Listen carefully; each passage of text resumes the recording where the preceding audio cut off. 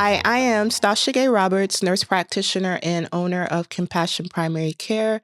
Thank you for taking the time to tune in to watch this video. So if your goal for 2025 is lasting weight loss, you have come to the right place. Today, we'll explore a comprehensive plan that covers everything from exercise and nutrition to stress management, sleep, and even gut health. Let's get started. First up, exercise. Movement is critical for weight loss, but it's all about balance. Here is what you need to know. The amount of exercise recommended for weight loss depends on various factors, like your current fitness level, your specific goals, and your overall health. Still, I can give you some general guidelines to help you establish a routine that supports weight loss. General recommendations for weight loss. Aerobic exercise, also known as cardio. You should aim for 150 to 300 minutes of moderate intensity aerobic activity per week.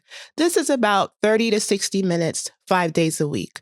Examples of this include brisk walking, jogging, cycling, swimming, or even dancing. Resistance or strength training. This is done to build muscle and to boost our metabolism. Try and incorporate 2 to 3 sessions per week. This could be weightlifting, body weight exercises like squats or push-ups, or resistance bands. Then there is high intensity interval training or HIIT. Consider including 1 to 2 sessions per week if you can tolerate it without overloading your stress response, which is especially important for people who are prone to high cortisol levels. Now, for weight loss specifically, the higher end of the recommendation, which is 250 to 300 minutes per week, is more effective. This equals roughly 4 to 5 hours of moderate to vigorous activity per week. Incorporating non-exercise activity is important to increase your non-exercise activity thermogenesis, known as NEAT, by staying active throughout the day. So this can be as simple as walking more. So if you go to Walmart, park further so you can walk in, using the stairs instead of the elevator, gardening, or even standing instead of sitting, especially if you have a sedentary job. All of this will help you to burn extra calories without additional physical strain. Again, I want to stress the importance of listening to your body while exercising. Exercising is important and it is essential for weight loss, but remember, it is just one piece of the puzzle. Over-exercising can actually lead to fatigue, increased cortisol levels, and reduced progress. So again, balance is key. Next, let's talk about nutrition.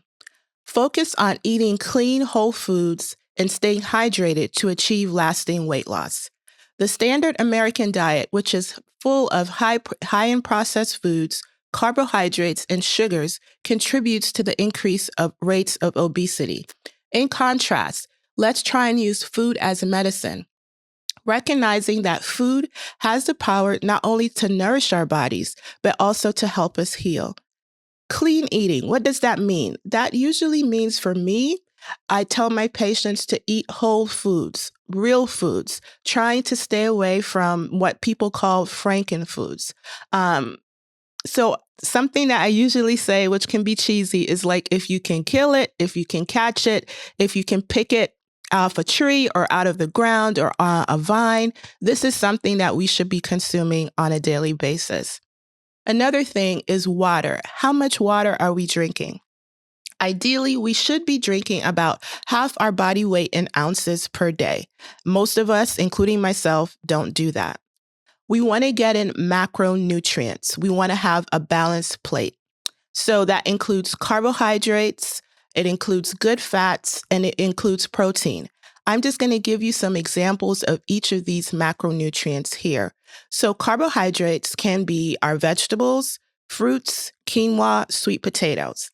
Now, if you're a diabetic or someone that's insulin resistant, or your doctor said you need to be careful, you're at risk for developing diabetes, you definitely need to be careful with consuming starchy carbohydrates and fruit.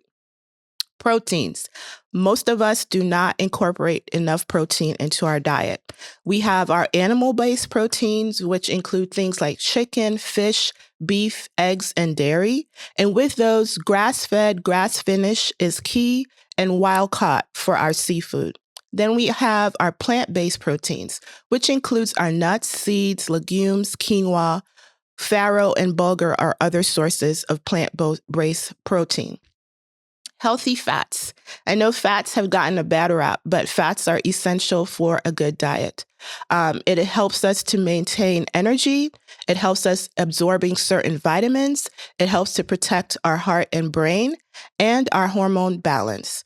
So some examples of good fats include things such as avocados, olive oil, coconut oil, beef tallow, ghee, real butter, nuts like almonds, walnuts, and macadamias, seeds such as chia, flax, fatty fish such as salmon, mackerel, and sardines.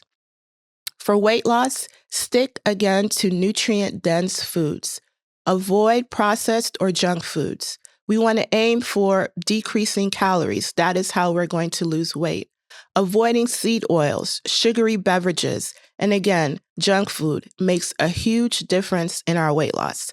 Now, I'm just going to stress a point here. I never talked about keto. I never talked about carnivore. Each of us are all different.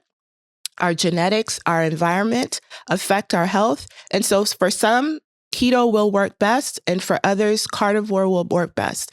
I say do what will work best for you. I am not asking you to do a specific diet. Stress. Stress is a sneaky saboteur of weight loss. Elevated cortisol levels due to chronic stress can disrupt metabolism, increase fat storage, especially around our midsection, and spike hunger hormones such as ghrelin. Stress can increase glucose levels in the bloodstream, which can lead to increased insulin levels. Increased insulin levels leads to fat storage and weight gain. Here are some practical ways to manage stress. 1. Spend time in prayer or speak with a trusted friend. Explore biblical counseling for a more faith-based approach. Practice time management to reduce feeling overwhelmed and help you stay organized. Incorporate relaxation techniques, such as journaling or spending time in nature. Never underestimate the power of good sleep. Poor sleep increases cortisol and disrupts hunger hormones such as leptin and ghrelin, which leads to increased cravings and overeating. Here are some tips to great sleep hygiene.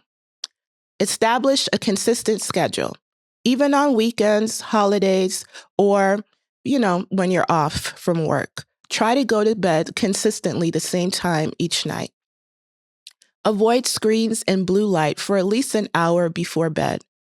Create a relaxing bedtime routine, like maybe reading or taking a warm bath. You can add Epsom salt to that. Epsom salt has magnesium. Magnesium helps to relax you. Keep your bedroom cool, dark, and quiet. Limit caffeine intake to before 2 p.m. Try to decrease how much caffeine you're drinking after 2 p.m. and avoid heavy meals before bedtime. Your gut and hormones play a significant role in weight loss. As I have covered in a previous video, your gut microbiome can influence your weight. To support healthy gut bacteria, prioritize probiotic-rich foods such as yogurt, kefir, kombucha, and fermented vegetables. Hormonal imbalances in estrogen, progesterone, testosterone, or cortisol can make losing weight harder.